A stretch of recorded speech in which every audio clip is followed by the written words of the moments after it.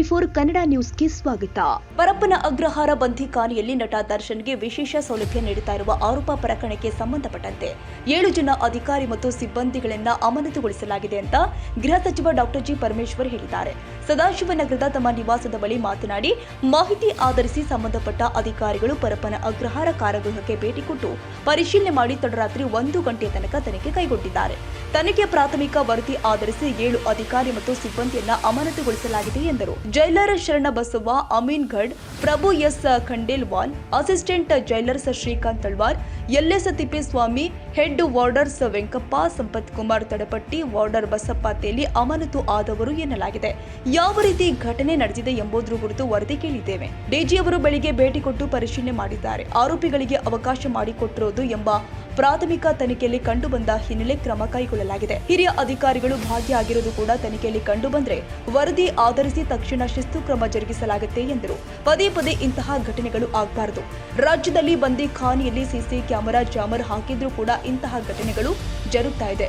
ಅಧಿಕಾರಿಗಳು ಮತ್ತಷ್ಟು ಕಠಿಣವಾಗಿ ಕೆಲಸ ಮಾಡಬೇಕಾಗುತ್ತೆ. ಯಾರನ್ನು ರಕ್ಷಿಸುವ ಅಗತ್ಯವಿಲ್ಲ. ತನಿಖೆ ಆರಂಭವಾಗಿದೆ. ತಪ್ಪಿತಸ್ಥರ ವಿರುದ್ಧ ಮುಲಾಜಿಲ್ಲದೆ ಕ್ರಮ ಜರುಗಿಸಲಾಗುತ್ತೆ. ಮುಂದೆ ಈ ರೀತಿಯ ಘಟನೆಗಳು ಆಗದಂತೆ ಎಚ್ಚರಿಕೆ ವಹಿಸಲಾಗುತ್ತೆ ಎಂದರು. ಇನ್ನು ಹೈ ಫ್ರೀಕ್ವೆನ್ಸಿ ಜಾಮರ್ ಅಳವಡಿಸಲಾಗಿದ್ದು, ಸುತ್ತಮುತ್ತಲಿನ ಏರಿಯಾಗಳಿಗೂ ಕೂಡ ತೊಂದರೆ ಆಗ್ತಾ ಇದ್ದ ಬಗ್ಗೆ ದೂರು ಬಂದ ಹಿನ್ನೆಲೆ ಫ್ರೀಕ್ವೆನ್ಸಿ ಕಡಿಮೆ ಮಾಡಲಾಗಿದೆ. ಬಂಧಿಖಾನೆಗೆ ಒಳಗೆ ಫೋಟೋ ತೆಗೆದಿರುವವರು ಯಾರು, ಮೊಬೈಲ್ ಹೇಗೆ ಹೋಯಿತು ಎಂಬುದರ ಕುರಿತು ಕೂಡ ತನಿಖೆ ನಡೀತಾ ಇದೆ ಎಂದರು. ಎಲ್ಲರೂ ಕೂಡ ಜೈಲಿನ ಒಳಗೆ ಹೋಗಲು ಸಾಧ್ಯವಿಲ್ಲ. ಜೈಲು ಸೂಪರಿಂಟೆಂಡೆಂಟ್ ಅವಕಾಶ ನೀಡಿದವರು ಮಾತ್ರ ಹೋಗಲು ಸಾಧ್ಯ. ಜೈಲಿಗೆ ಭೇಟಿ ನೀಡಿದವರು ಕೂಡ ತನಿಖೆಯಲ್ಲಿ ಹೊರಬರಲಿದ್ದಾರೆ. ಕಾರಣಕರ್ತರು ಯಾರು ಎಂಬ ಸತ್ಯಾಂಶ ಹೊರಬರುತ್ತೆ. ಮೊಬೈಲ್ ಬಳಕೆಗೆ ಅವಕಾಶ ಕೊಟ್ಟವರು ಯಾರು, ಮೇಲಧಿಕಾರಿಗಳು ಯಾರೇ ಇದ್ರೂ ಕೂಡ ಕ್ರಮ ಜರುಗಲಿದೆ ಎಂದರು. ಯಾರ ಒತ್ತಡವೂ ಇಲ್ಲ. ದಿನದ 24 ಗಂಟೆಯೂ ಕೂಡ ನಿಗಾ ವಹಿಸಲಾಗಿರುತ್ತೆ. ಬ್ಯಾರಕ್ಕೆ ಯಾರು ಬರ್ತಾರೆ, ಯಾರು ಹೋಗ್ತಾರೆ ಎಂಬುದನ್ನು ಪರಿಶೀಲಿಸಲಾಗುತ್ತೆ. ವೈಫಲ್ಯ ಆಗಿರೋದು ತನಿಖೆಯಲ್ಲಿ ಎಲ್ಲವೂ ಕೂಡ ಗೊತ್ತಾಗುತ್ತೆ. ನನಗೆ ಯಾರ ಒತ್ತಡವೂ ಇಲ್ಲ. ನನ್ನ ಲೆವೆಲ್ ವರೆಗೆ ಯಾರು ಕೂಡ ಮುಟ್ಟಲಾಗಿಲ್ಲ. ಈ ಪ್ರಕರಣ ಈಗ ಆಚೆ ಬಂದಿರೋದ್ರಿಂದ ಮತ್ತಷ್ಟು ಬಿಗಿ ಕ್ರಮ ಕೈಗೊಳ್ಳಲಾಗುತ್ತೆ. ಯಾರ ಒತ್ತಡಕ್ಕೂ ಮಣಿಯೋದಿಲ್ಲ ಎಂದರು. ಕುಟುಂಬಕ್ಕೆ ಭರವಸೆ. ಯಾವುದೇ ರೀತಿಯಲ್ಲಿ ಪ್ರಕರಣವನ್ನ ಸಡಿಲ ಮಾಡುವುದಕ್ಕೆ ಸಾಧ್ಯವಿಲ್ಲ. ಕಾನೂನು ಪ್ರಕಾರ ಈವರೆಗೆ ಕ್ರಮ ತೆಗೆದುಕೊಂಡಿದ್ದೇವೆ. ಮುಂದೆಯೂ ಕೂಡ ಕಾನೂನು ಪ್ರಕಾರವೇ ಕ್ರಮ ಜರುಗಲಿದೆ. ಯಾರ ಒತ್ತಡಕ್ಕೂ ಮಣಿಯುವ ಪ್ರಶ್ನೆ ಬರೋದಿಲ್ಲ. ಈ ಬಗ್ಗೆ ಆತಂಕ ಪಡೋದು ಬೇಡ ಎಂದರು. ಪರಪ್ಪನ ಅಗ್ರಹಾರ ಜೈಲಲ್ಲಿ ದರ್ಶನ್ಗೆ ಸವಲತ್ತು ಕೊಟ್ಟಿರುವ ಬಗ್ಗೆ ಯಾವ ರೀತಿಯಲ್ಲಿ ಘಟನೆ ನಡೆಯಿತು, ಅದಕ್ಕೆ ಯಾವ ರೀತಿಯ ಕ್ರಮ ತೆಗೆದುಕೊಂಡಿದ್ದೇವೆ, ಮುಂದೆ ಇಂತಹ ಘಟನೆಗಳು ಆಗದಂತೆ ಏನೆಲ್ಲ ಕ್ರಮ ತೆಗೆದುಕೊಂಡಿದ್ದೇವೆ ಎಂಬುದನ್ನು ರಾಜ್ಯದ ಜನತೆಯ ಗಮನಕ್ಕೆ ತಂದಿದ್ದೇನೆ ಎಂದರು. ಪೊಲೀಸರು ಸಲ್ಲಿಸಲಿರುವ ಚಾರ್ಜ್ ಶೀಟ್ ಮೇಲೆ ಯಾವುದೇ ರೀತಿಯ ಅನುಮಾನ ಪಡೋದು ಬೇಡ. ನಾವು ಕಾನೂನು ಪ್ರಕಾರ ಕ್ರಮ ಜರುಗಿಸುತ್ತೀವಿ. ಆರೋಪಿಗಳನ್ನ ಬೇರೆ ಕಡೆ ವರ್ಗಾಯಿಸುವ ಬಗ್ಗೆ ಪರಿಶೀಲಿಸಲಾಗುತ್ತೆ. ಮರೆಮಾಚುವ, ಸುಳ್ಳು ಹೇಳುವ ಪ್ರಮೇಯ ನನಗಿಲ್ಲ. ತಪ್ಪಿನಲ್ಲಿ ಯಾರ ಪಾತ್ರ ಇದೆ ಎಂಬುದನ್ನು ಕಂಡು ಬಂದರೂ ಕೂಡ ಕ್ರಮ ಜರುಗುತ್ತೆ ಎಂದರು. ಪ್ರಕರಣದಿಂದ ಗೃಹ ಇಲಾಖೆಯನ್ನ ಅನುಮಾನದಿಂದ ನೋಡುವ ಅವಶ್ಯಕತೆ ಇಲ್ಲ. ಅನೇಕ ಒಳ್ಳೆಯ ಕೆಲಸವನ್ನ ಇಲಾಖೆ ಮಾಡಿದೆ. 95% ಕೊಲೆ ಪ್ರಕರಣಗಳ ಆರೋಪಿಗಳನ್ನ ಬಂಧಿಸಿದ್ದಾರೆ. ಕಾನೂನು ಪ್ರಕಾರ ಕ್ರಮ ತೆಗೆದುಕೊಳ್ಳಲಾಗಿದೆ. ಪೊಲೀಸ್ ಇಲಾಖೆ ಕೆಟ್ಟದ್ದು ಅಂದುಕೊಳ್ಳೋದು ಅಗತ್ಯವಿಲ್ಲ. ಯಾರು ಎಷ್ಟೇ ದೊಡ್ಡ ವ್ಯಕ್ತಿ ತಪ್ಪು ಮಾಡಿರಲಿ, ಕಾನೂನು ಚೌಕಟ್ಟಿನಲ್ಲಿ ಕ್ರಮ ಜರುಗಿಸ್ತೀವಿ ಅಂತ ರಾಜ್ಯದ ಜನತೆಗೆ ಭರವಸೆ ನೀಡ್ತೀನಿ ಎಂದರು.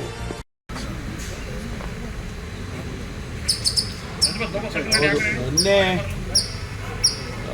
ಸುಮಾರು 4:15 ಗಂಟೆಗೆ ನನಗೆ ಸುದ್ದಿ ಬಂತು. ಈ ರೀತಿ ಪರಪ್ಪನ ಅಗ್ರಹಾರದಲ್ಲಿ ಜೈಲಿನಲ್ಲಿ ದರ್ಶನ್ ಅವರು ಮತ್ತು ಅವರ ಜೊತೆಯಲ್ಲಿ ಇನ್ನೂ 3 ಜನ ಡೀಪ್ ಉಟ್ಕೊಂಡು ಭಾಳ ಆರಾಮವಾಗಿ ಇದ್ದಾರೆ ಅನ್ನುವಂಥ ಒಂದು ಫೋಟೋ ಕೂಡ ವೈರಲ್ ಆಗ್ತಾ ಇತ್ತು. ತಕ್ಷಣ ನಾನು ಡಿ.ಜಿ ಅವರಿಗೆ ಮಾತನಾಡಿ, ಡಿ.ಜಿ ಪ್ರೆಸೆನ್ಸಿಗೆ ಮಾತನಾಡಿ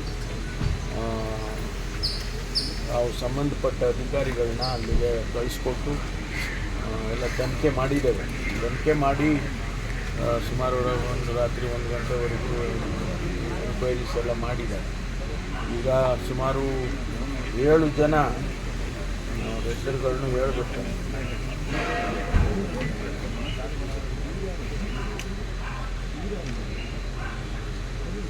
7 ಜನ ಅಧಿಕಾರಿಗಳನ್ನು ಈಗ ಸಸ್ಪೆಂಡ್ ಮಾಡಿದ್ದಾರೆ. ಒಂದು Sharavana jailers, Sharanabasava, Amin Gadh, Prabhu S Khandelwal, assistant jailers LS. Thippeswamy, Shrikant Talwar, S sir Shiva Thippeswamy LS Thippeswamy, Shrikant Talwar, ಇವರಿಬ್ಬರು jailer sub assistant jailers. Head warders Venkappa Korti, Sampath Kumar Kadapatti, warder Basappa Teli. ಇವರಿಷ್ಟು ಜನರನ್ನು ಸಸ್ಪೆಂಡ್ ಮಾಡಿದ್ದಾರೆ. ಯಾವ ರೀತಿ ಇದು ಈ ಇನ್ಸಿಡೆಂಟ್ ನಡೆದಿದೆ ಅನ್ನೋದ್ರ ಬಗ್ಗೆ ಈಗ ವರದಿಯನ್ನು ಕೇಳಿದ್ದೇನೆ. DG ಅವರು ಕೂಡ ಈಗಾಗಲೇ DG ಪ್ರಿಸನ್ಸ್ ಅವರು ಕೂಡ ಈಗ ಇನ್ಸ್ಪೆಕ್ಷನ್ ಹಾಕ್ಕೊಂಡಿದ್ದಾರೆ. ಅವರು ಕೂಡ ಬೆಳಿಗ್ಗೆ ಹೋಗಿದ್ದಾರೆ.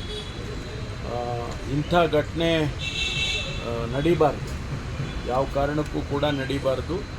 ಆದರೆ ಈ ವ್ಯಕ್ತಿಗಳು ಯಾರು 7 ಜನ ಹೆಸರು ಹೇಳಿದ್ದಾನೆ, ಇವರು ಭಾಗಿಯಾಗಿದ್ದಾರೆ, ಅವರಿಗೆ ಆ ರೀತಿ ಅವಕಾಶ ಮಾಡಿಕೊಟ್ಟಿದ್ದಾರೆ ಅಂತೇಳಿ ನಮಗೇನು ವರದಿ ಬಂದಿದೆ. ಅದರ ಪ್ರಕಾರ ಈಗ ಸಸ್ಪೆಂಡ್ ಮಾಡಿ ಮುಂದಿನ ಕ್ರಮಕ್ಕೆ ಕ್ರಮ ತಗೊಳ್ತೀವಿ. ಆಮೇಲೆ ಸೀನಿಯರ್ ಆಫೀಸರ್ಸ್ ಯಾರಿದ್ದಾರೆ ಅಲ್ಲಿ, ಸೂಪರ್ಡೆಂಟ್, ಜೈಲ್ ಸೂಪರ್ಡೆಂಟ್ ಇರ್ಬೋದು, ಅದಕ್ಕಿಂತ ಸೀನಿಯರ್ಸ್ ಇರ್ಬೋದು, ಅವ್ರನ್ನೂ ಕೂಡ ಅಲ್ಲಿಂದ ಟ್ರಾನ್ಸ್ಫರ್ ಮಾಡ್ತಾರೆ. ಅಲ್ಲಿಂದ ಶಿಫ್ಟ್ ಮಾಡಿ ಬೇರೆಯವ್ರನ್ನ ಹಾಕೋದಕ್ಕೆ ಈಗಾಗಲೇ ನಾನು ವರದಿ ಬಂದ ತಕ್ಷಣ ಅವ್ರ ಮೇಲೂ ಕೂಡ ಕ್ರಮ ತಗೊಳ್ತೀವಿ. ಯಾಕೆಂದರೆ ಪದೇ ಪದೇ ಈ ರೀತಿ ಆಗಬಾರ್ದು. ಯಾವುದೇ ಜೈಲಿನಲ್ಲಾಗಲಿ ರಾಜ್ಯದಲ್ಲಿ ಇರ್ತಕ್ಕಂಥ ಎಲ್ಲ ಬಂದಿಖಾನೆಗಳಲ್ಲೂ ಕೂಡ ನಾವು ಸೆನ್ಸಿಟೈಸ್ ಮಾಡಿದ್ದೀವಿ, ಕ್ಯಾಮ್ರಾಗಳು ಹಾಕ್ತಾಯಿದ್ದೀವಿ, CCTVಗಳನ್ನ ಹಾಕ್ತಾಯಿದ್ದೀವಿ, ಆಮೇಲೆ ಜಾಮರ್ಸ್ಗಳು ಹಾಕ್ತಾಯಿದ್ದೀವಿ. ಇಷ್ಟೆಲ್ಲ ಆದರೂ ಕೂಡ ಇನ್ನೂ ಇಂಥ ಘಟನೆಗಳು ನಡೆಯುತ್ತೆ ಅಂತ ಹೇಳಿದ್ರೆ ಅಧಿಕಾರಿಗಳು ಇನ್ನೂ ಹೆಚ್ಚಿನ ಕಠಿಣವಾಗಿ ಅವರು ಕೆಲಸ ಮಾಡಬೇಕಾಗ್ತದೆ. ಅದರಿಂದ ಅವ್ರ ಮೇಲೆ ಕ್ರಮ ತಗೊಂಡು ಮುಂದೆ ಇಂಥದ್ದು ನಡೆದಾಗೆ ನೋಡ್ಕೊಳ್ತೀವಿ.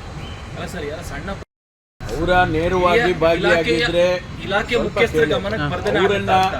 ಅವರನ್ನು ನೇರವಾಗಿ ಅವರು ಕೂಡ ಭಾಗಿಯಾಗಿದ್ದರೆ ಅವರಿಗೂ ಸಸ್ಪೆಂಡ್ ಮಾಡ್ತೀವಿ. ಯಾರನ್ನೂ ಮುಲಾಜಿಲ್ಲದೆ ಅವ್ರನ್ನ ಶೆಲ್ಟರ್ ಮಾಡೋದು, ಇವ್ರನ್ನ ಸಣ್ಣವ್ರನ್ನ ಯಾರನ್ನೋ ಮಾಡೋದು, ಆ ರೀತಿ ಮಾಡೋಕ್ಕೆ ಹೋಗೋದಿಲ್ಲ. ಅದಕ್ಕೋಸ್ಕರನೇ ಈಗ ನಾವು ಇನ್ವೆಸ್ಟಿಗೇಷನ್ ಪ್ರಾರಂಭ ಮಾಡಿದ್ದೀವಿ. ಅವರ ಭಾಗಿಯಾಗಿದ್ದಾರೆ, ಅವ್ರ ಗಮನದಲ್ಲಿತ್ತು ಅಥವಾ ಅವರ ನೇರವಾದ ಅವರ ಕೈ ಕೆಳಗಡೆ ಇತ್ತು ಅಂತಂದರೆ ಅವರನ್ನು ಕೂಡ ಸಸ್ಪೆಂಡ್ ಮಾಡ್ತೀವಿ. ಯಾವುದೇ ಮುಲಾಜಿನ ಇಟ್ಕೊಳಕ್ಕೆ ಹೋಗೋದಿಲ್ಲ ನಾವು. ಸರ್, ನೀವೇ 2-3 ಬಾರಿ ಕೇಳಿದಾಗ ಹೇಳಿದ್ರಿ ದರ್ಶನ್ ಅವ್ರಿಗೆ ಯಾವ ರಾಜಕೀಯ ಕೊಡ್ತಿಲ್ಲ, ಕಾಮನ್. ಹೌದು, ಅಲ್ಲಿವರೆಗೂ ನೀವು ಪ್ರಶ್ನೆ ಮಾಡಿದ್ದು ನನಗೆ ಚಿಕನ್ ಬಿರಿಯಾನಿ ಕೊಟ್ಟಿದ್ದಾರೆ ಅಂತ ಕೇಳಿದ್ರಿ. ಆ ಸಂದರ್ಭದಲ್ಲಿ ನಾನು ಹೇಳಿದ್ದು ನಿಜ, ಚಿಕನ್ ಬಿರಿಯಾನಿ ಕೊಟ್ಟಿರಲಿಲ್ಲ. ಅದಕ್ಕೆ ನಾನು ಹೇಳಿದ್ದೆ ಅಂಥದ್ದು ಯಾವುದೂ ಘಟನೆ ನಡೆಯೋದಿಲ್ಲ, ಪ್ರಿಸನ್ ಮ್ಯಾನ್ಯುಯಲ್ ಬಿಟ್ಟು ಏನು ಕೆಲಸ ಮಾಡೋದಿಲ್ಲ ಅಂತ ಹೇಳಿದ್ದೆ. ಆದರೆ ಈ ಘಟನೆ ಆಗಿದೆಯಲ್ಲ, ಅದಕ್ಕೇನು ಸಮರ್ಥನೆ ಮಾಡ್ಕೊಳಕ್ಕೆ ಹೋಗ್ತಾ ಇಲ್ಲ. ಇಂಥ ಘಟನೆ ಆಗಬಾರ್ದು ಅನ್ನೋದನ್ನು ಹೇಳ್ತಾ ಇದ್ದೀನಿ. ಈಗ ಅಲ್ಲಿ ಜಾಮರ್ ಹಾಕಿದ್ದಾರೆ, ಜಾಮರ್ ಹಾಕಿ ಹೈ ಫ್ರೀಕ್ವೆನ್ಸಿ ಜಾಮರ್ ಹಾಕಿದರೆ ಪಕ್ಕದ ಏರಿಯಾ ಎಲ್ಲ ತೊಂದರೆ ಆಗ್ತದೆ ಅಂತೇಳಿ ಕಂಪ್ಲೇಂಟ್ಸ್ ಬಂತು. ಅದಕ್ಕೆ ಫ್ರೀಕ್ವೆನ್ಸಿ ಕಡಿಮೆ ಮಾಡಿ. ಈಗ ನಮಗೆ ಇನ್ವೆಸ್ಟಿಗೇಷನ್ ಆಗಬೇಕಾಗಿರೋದು ಅಲ್ಲಿ ಫೋಟೋ ಯಾರು ತೆಗೆದ್ರು. ಒಂದು ವೇಳೆ ಅವರು ಮೊಬೈಲ್ ಫೋನ್ನಲ್ಲಿ ಫೋಟೋ ತೆಗೆದಿದ್ರೆ ಮೊಬೈಲ್ ಹೆಂಗೆ ಹೋಯ್ತು ಒಳಗಡೆ, ಯಾರು ಮೊಬೈಲ್ನಲ್ಲಿ ತೆಗೆದಿದ್ದಾರೆ, ಇದನ್ನೆಲ್ಲ ಇವಾಗ ತನಿಖೆ ಮಾಡ್ತೇವೆ. ಅದಕ್ಕೆ ಸಂಬಂಧಪಟ್ಟವರು ಸೀನಿಯರ್ಸ್ ಯಾರಿದ್ರೆ ಅವ್ರ ಮೇಲೂ ಕ್ರಮ ತಗೊಳ್ತೀವಿ. ಸರ್, ಈಗ ಸಾಮಾನ್ಯ ಕೈದಿಗಳ ಪೋಷಕರು ಬಂದರೆ ಅಲ್ಲಿ ಭೇಟಿಗೆ ಅವಕಾಶ ಕೊಡಲ್ಲ, ಜಾಸ್ತಿ ನಿರಾಕರಣೆ ಮಾಡ್ತಾರೆ. ಈ ದರ್ಶನ್ ಟೀಮ್ ಭೇಟಿ ಮಾಡೋದಕ್ಕೆ ಒಳ್ಳೆ ಸಾಲಾಗಿ ಹೋಗ್ತಾ ಇದ್ದಾರೆ ಎಲ್ಲ ಗಣ್ಯರು. ಒಳಗಡೆ ಹೋಗಿಲ್ಲ ಅಲ್ಲ, ಆ ರೀತಿ ಹೋಗೋದ್ರಿಂದ ಇದು ಎಲ್ಲ ಒಂದ್ ಕಡೆ ಮಾಹಿತಿ ಕೇಳಿದ್ರು ಕೂಡ ಮಾಹಿತಿ ಎಲ್ಲರೂ ಒಳಗಡೆ ಹೋಗಕ್ಕೆ ಆಗೋದಿಲ್ಲ. ಯಾರನ್ನ ಅವರು ಜೈಲ್ ಸೂಪರ್ಡೆಂಟ್ ಪರ್ಮಿಷನ್ ಕೊಡ್ತಾರೆ ಅವ್ರು ಮಾತ್ರ ಒಳಗಡೆ. ಅಲ್ಲ ಸರ್, ದಿನ ಒಬ್ಬೊಬ್ರು ಸ್ಟೇಟ್ಮೆಂಟ್ ಕೊಡ್ತಾವ್ರೆ. ಹೌದು, ದರ್ಶನ್ ಭೇಟಿ ಮಾಡಿ ಬಂದು ಅಂತ ದಿನಕ್ಕೊಬ್ರು ಸ್ಟೇಟ್ಮೆಂಟ್ ಕೊಡ್ತಾರೆ ಅಲ್ಲೇ ಜೈಲ್ ಮುಂದೆ. ಇನ್ವೆಸ್ಟಿಗೇಷನ್ ಅಲ್ಲಿ ಅದು ಕೂಡ ಗೊತ್ತಾಗುತ್ತೆ.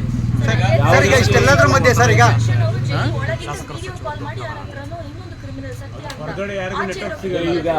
ತನಿಖೆಯಲ್ಲಿ ಇದೆಲ್ಲವೂ ಕೂಡ ಬೆಳಕಿಗೆ ಬರುತ್ತೆ.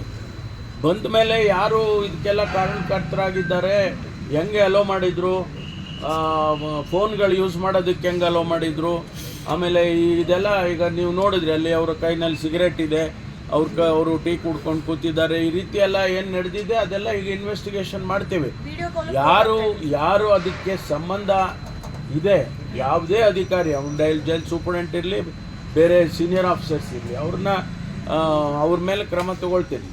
ಸರ್ CCTV ಮಾನಿಟರಿಂಗ್ ಇರುತ್ತೆ, CCTV ಮಾನಿಟರಿಂಗ್ ಇರುತ್ತೆ, ಹಿರಿಯ ಅಧಿಕಾರಿ ನೋಡೋಕೆ ಅವಕಾಶ ಇರುತ್ತೆ. ಇಷ್ಟೆಲ್ಲ ಇದ್ರೂ ಕೂಡ ಆಗ್ತಾನೆ ಇರುತ್ತೆ ಅಂತಂದ್ರೆ ವಾಚಿಂಗ್ ಇದ್ದೇ ಇರುತ್ತೆ CCTV, ಇಷ್ಟೆಲ್ಲ ಆದರೂ ಆಗುತ್ತೆ ಅಂತಂದಾಗ 24/7 ಅಲ್ಲಿ ಮಾನಿಟರಿಂಗ್ ನಡೀತಾನೆ ಇರುತ್ತೆ.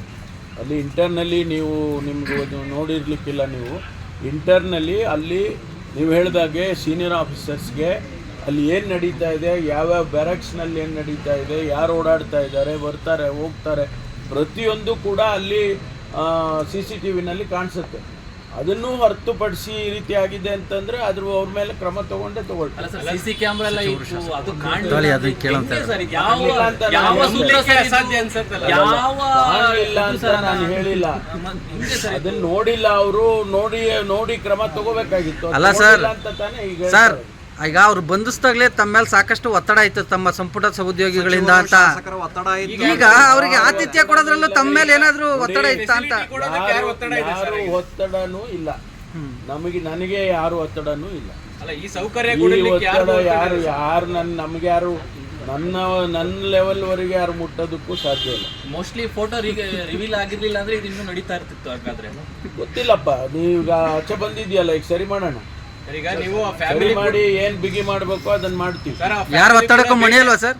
ಯಾರ ಒತ್ತಡಕ್ಕೂ ಮಣಿಯಲ್ಲ. ಸರಿ, ಸರ್ಕಾರಕ್ಕೆ ಮುಜುಗರನ ಸರ್ ಈ ಕೇಸು? ಸರ್ಕಾರಕ್ಕೆ ಮುಜುಗರ ಇಲ್ಲ, ಇದೇನು ಲ್ಯಾಪ್ಸ್ ಆಗಿದೆ, ಈ ಲ್ಯಾಪ್ಸಸ್ ಅನ್ನ ಸರಿ ಮಾಡಬೇಕು. ಲ್ಯಾಪ್ಸ್ ಆಗಿರೋದಕ್ಕೆ ಕ್ರಮ ತಗೋಬೇಕು, ಎರಡೇ ಅಲ್ವಾ? ಒಂದು, ಯಾರು ಲ್ಯಾಪ್ಸ್ಗೆ ಹೊಣೆಗಾರಿಕೆ ಹೊರಬೇಕು ಅವ್ರ ಕ್ರಮ ತಗೊಳ್ತೀವಿ. ಎರಡನೇದು ಮುಂದೆ ಈ ರೀತಿ ಆಗದಾಗೆ ಸ್ವಾಮಿ ಅವರ ಮನೆಗೂ ಕೂಡ ಭೇಟಿಯಾಗಿ ಬಂದಿದ್ರು. ಗನ್ನಿರೋ ಕೇಕ್ ಎಲ್ಲ ಕಟ್ ಮಾಡ್ತಾರೆ ಜೈಲೊಳಗಡೆ, ಮೊಬೈಲ್ಗಳು ಹೋಗ್ತಾ ಇರ್ತಾರೆ, ಕೈದಿಗಳು ನಡೆಸ್ತಿದ್ದಾರೆ ಸರ್ ಜೈಲಲ್ಲಿ. ನೋಡಿ, ಯಾವುದೇ ಅಂತ ಇನ್ಸಿಡೆಂಟ್ ಆದರೆ ತತ್ಕ್ಷಣ ಅದು ನಮ್ಮ ಹಿರಿಯ ಅಧಿಕಾರಿಗಳು ಅದನ್ನು ನೋಡಲೇಬೇಕು. ನಾನು ಹೇಳಿದ್ನಲ್ಲ, 24/7 365 ಡೇಸು ಕೂಡ ಮಾನಿಟರಿಂಗ್ ಮಾಡ್ತಾ ಇರ್ತಾರೆ, ಮಾಡಬೇಕು. ಅದರಲ್ಲಿ ಲ್ಯಾಪ್ಸ್ ಆದಾಗ ಇಂಥ ಘಟನೆಗಳಾಗುತ್ತೆ ಅನ್ನೋದು ಎಲ್ಲರಿಗೂ ಗೊತ್ತಾದಂಥ ವಿಚಾರ. ಅದನ್ನ ಕ್ರಮ ತಗೊಂಡು ಅದನ್ನ ಬಿಗಿ ಮಾಡೋದಕ್ಕೆ ಏನ್ ಮಾಡಬೇಕು ಅದೆಲ್ಲ ಮಾಡ್ತೀವಿ. ಸರ್, ಪ್ರಿಲಿಮಿನರಿ ಮಾಹಿತಿ ಏನ್ ಕೊಟ್ಟಿದ್ದಾರೆ ಸರ್? ಪ್ರಾಥಮಿಕ ತನಿಖೆ ಮಾಹಿತಿ ಏನ್ ಕೊಟ್ಟವ್ರೆ ಸರ್ ಅಧಿಕಾರಿಗಳು? ಇನ್ನು ಅದೇ ಇದನ್ನ ಸಸ್ಪೆಂಡ್ ಮಾಡಿದ್ವಲ್ಲ, ಮೇಲ್ನೋಟಕ್ಕೆ ಅವ್ರ ಮೇಲೆ ಸಸ್ಪೆಂಡ್ ಮಾಡಿದೀವಿ. ಸೀನಿಯರ್ ಆಫೀಸರ್ಸ್ಗಳದ್ದು ತನಿಖೆ ನಡೀತಾ ಇದೆ. ಒಂದು ವೇಳೆ ಅವರು ಕೂಡ ಹೊಣೆಗಾರಿಕೆ ಅವ್ರದ್ದು ಇದ್ರೆ ಅವರಿಗೂ ಸಸ್ಪೆಂಡ್ ಮಾಡ್ತೀವಿ. Sir, it's the same jail where often raids are conducted and there you see cops come out and say that there were no significant No, issues. they've How is already, this access, see, sir? yesterday evening as early as possible, we went there, the police department people, senior people went there, investigated. They found, preliminarily they have found about 7 people who were involved. So immediately they were kept under suspension. If there is the further investigation is going on. If there is an involvement of senior officers, we will take action, on them also. We'll keep them under suspension also. Sir, is this a lapse and irresponsible behavior on part of the prison authorities, and is it an embarrassment for the government? We will see. This is definitely a lapse. I definitely agree. This is a lapse on the part of the department officers. It should not repeat. I'll see that. This will not be repeated again and again.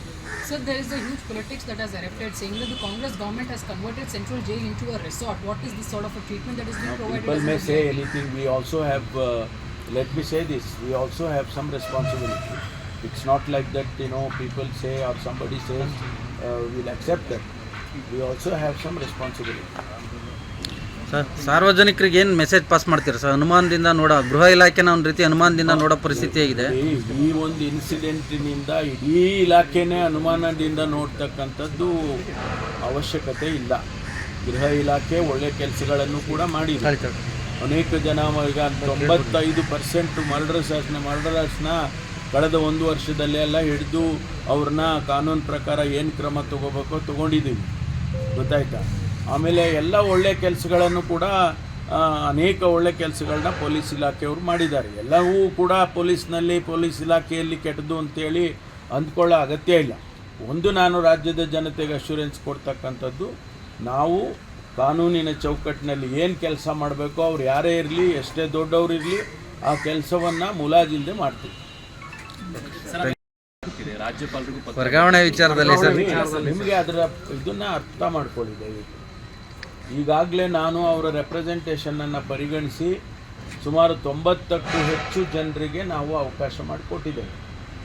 ಒಂದೊಂದು ಕೇಸನ್ನು ನಾವು ಪರಿಶೀಲನೆ ಮಾಡ್ತೀವಿ. ಪತಿ ಪತ್ನಿ ಪ್ರಕರಣ ಅಂದರೆ ಗಂಡ ಹೆಂಡತಿ ಇಬ್ಬರೂ ಕೂಡ ಸರ್ವಿಸ್ನಲ್ಲಿದ್ದು ಸರ್ವಿಸ್ನಲ್ಲಿ ಒಂದೇ ಊರಿನಲ್ಲಿ ಆಗಬೇಕು ಅಂತ ಹೇಳಿ ಕಾನೂನಲ್ಲಿ ಮಾಡಿದ್ದೀವಿ. ಅದನ್ನು ಸುಲಭನಾಗಿ ಮಾಡ್ತೀವಿ. ಅವ್ರು ಕೇಳ್ತಕ್ಕಂಥದ್ದು ಅದಲ್ಲ. ಅವರು ತಂದೆ ತಾಯಿಗಳು ವೃದ್ಧರಿದ್ದಾರೆ, ನಾವು ಬೆಂಗಳೂರಲ್ಲೇ 15 ವರ್ಷ ಇದ್ದೀವಿ, 20 ವರ್ಷ ಇದ್ದೀವಿ, ನಮ್ಮನ್ನು ಅಲ್ಲಿಗೆ ಟ್ರಾನ್ಸ್ಫರ್ಸ್ ಮಾಡಿಸ್ಕೊಡಿ, ನಮ್ಮ ತಂದೆ ನಮ್ಮ ಕುಟುಂಬದ ಜೊತೆ ಇರ್ತೀವಿ, ನಮ್ಮ ಪತ್ನಿ ಜೊತೆ ಇರ್ತೀವಿ, ಮಕ್ಕಳ ಜೊತೆ ಇರ್ತೀವಿ ಅಂತ ಹೇಳಿ ಆ ಥರದ ಕೇಸ್ಗಳು ಜಾಸ್ತಿ ಇದೆ. ಗಂಡ ಹೆಂಡತಿ ಇಬ್ಬರೂ ಕೂಡ ಸರ್ಕಾರಿ ನೌಕರಿಯಲ್ಲಿದ್ದಾರೆ, ಅವ್ರನ್ನ ಒಂದೇ ಊರಿಗೆ ಹಾಕಬೇಕು ಅನ್ನೋದನ್ನು ಅದರಲ್ಲಿ ಯಾವುದೇ ತೊಂದರೆ ಇಲ್ಲದೆ ನಾವು ಮಾಡಿಕೊಡ್ತೀವಿ, ಮಾಡ್ತಾಯಿದ್ವಿ. 90 ಕೇಸಸ್ ಆಗಲೇ ಈಗ ಇಶ್ಯೂ ಮಾಡಿದ್ದೀವಿ, ಅವರೆಲ್ಲವೂ ರಿಪೋರ್ಟ್ ಮಾಡ್ಕೊಂಡಿದ್ದಾರೆ. ಇದು ಪ್ರಾಸೆಸ್ ಕಂಟಿನ್ಯೂಸ್ ಆಗಿ ನಡೀತಾ ಇರುತ್ತೆ. ಅದು ಕೆಲವರಿಗೆ ಆಗುತ್ತೆ, ಕೆಲವರಿಗೆ ಆಗೋದಿಲ್ಲ. ಅಂಥ ಸಂದರ್ಭದಲ್ಲಿ ಸ್ವಾಭಾವಿಕವಾಗಿ ಅವರು ಕಂಪ್ಲೇಂಟ್ ಮಾಡ್ತಾನೆ ಇರ್ತಾರೆ. ಸರ್ ನೆಕ್ಸ್ಟ್ ಪರಮೇಶ್ವರ್ ಅವರು ಮುಖ್ಯಮಂತ್ರಿ ಆಗ್ತಾರೆ ಅಂತ ತಾಜಾ ಸುದ್ದಿಗಾಗಿ ಟಿವಿ 24 ನ್ಯೂಸ್ಗೆ ಸಬ್ಸ್ಕ್ರೈಬ್ ಮಾಡಿ ಮತ್ತು ಬೆಲ್ ಐಕಾನ್ ಒತ್ತಿ ತಪ್ಪದೇ ಲಿಂಕ್ ಶೇರ್ ಮಾಡಿ.